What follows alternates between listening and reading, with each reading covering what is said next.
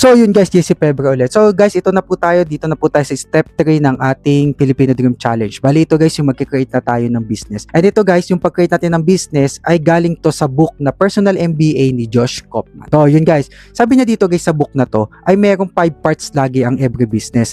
Number 1 is value creation. Number 2 is marketing. Number 3, sales.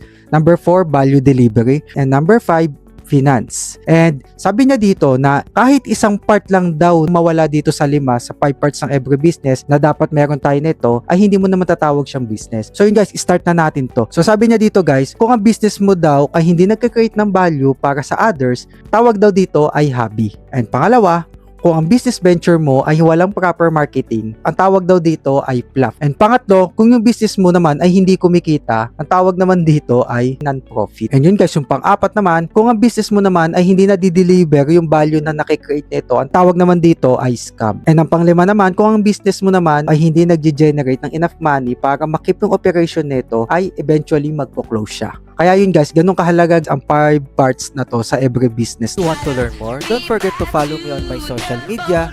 Thank you!